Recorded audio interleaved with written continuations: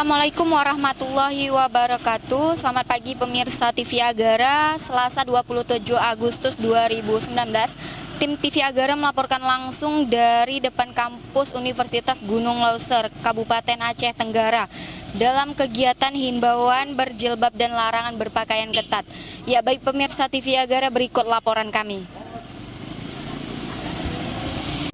Dinas Syariat Islam Kabupaten Aceh Tenggara menggelar aksi razia himbauan berjilbab dan larangan berpakaian ketat di depan kampus Universitas Gunung Leuser, Kutacane, Kabupaten Aceh Tenggara.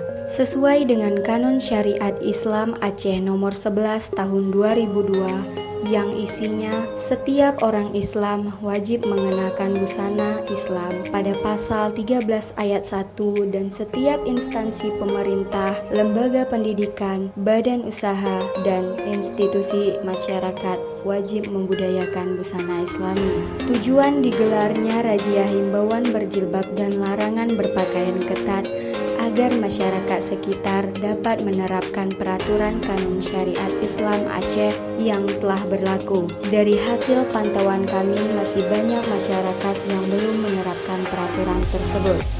Dari Kutacane, Kabupaten Aceh Tenggara, tim TV Agara melaporkan. Insya Allah sesuai dengan Diva Aceh Tenggara tentang Dinas Syariat Islam, yang mana kegiatan razia himbauan berjilbab ini kita adakan sebanyak 12 kali dalam satu tahun.